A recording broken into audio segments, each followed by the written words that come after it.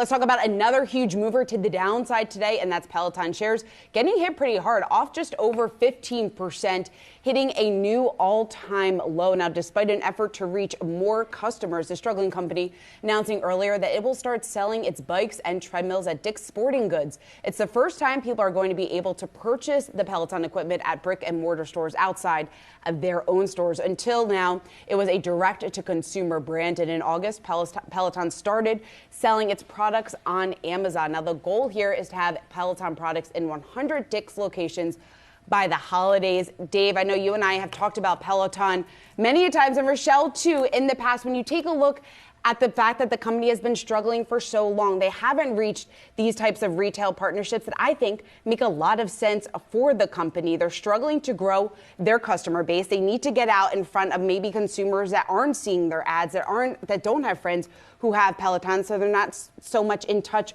with the new developments that are happening on this platform. I think a deal like this, Dave, makes sense, and I'm sure we are going to see more of these types of deals down the line. Yeah, I think this one differs for me than Apple. I mean, you got to give Barry McCarthy, their new CEO, credit. He's going with the kitchen sink approach. I mean, he has been throwing everything he's got at this problem, including outsourcing their manufacturing. He's got the partnership with Amazon, and now he's got this with Dick's Sporting Goods, minus the rowing machine. That will not be in Dick's. But 100 stores by the holidays, minimal at best. We're talking about a stock that's down 14.8% today, and on the year down 91% year to date. I just don't see the comeback story for Peloton unless, of course, they are purchased by somebody, and everyone seems to think nobody would buy Peloton right now. I don't know. A bit bearish on this one, Rochelle.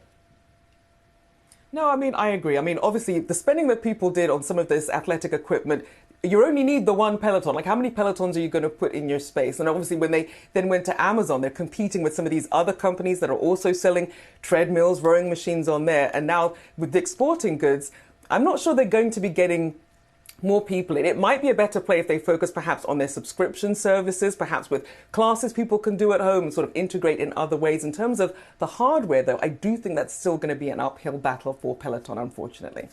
Yeah, but I think it is, though, a step in the right direction, right? They're getting their bikes in front of people that maybe obviously have not bought them yet, or they wouldn't be buying another one, most likely, unless maybe you have two homes or a reason to buy a second one. Maybe some people do.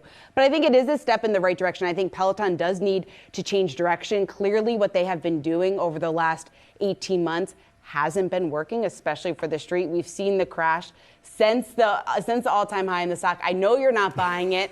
Maybe someone will come in and buy this company, but I do think this partnership with Dick's does make a lot of sense. It's a step in the right direction, albeit in an inflationary, recessionary type of environment. So maybe the timing is we could debate how big of a step right it is, how big of a signal step. Yes, fair enough, Rochelle. If you have the extra income in this environment, maybe, but not a lot of people do.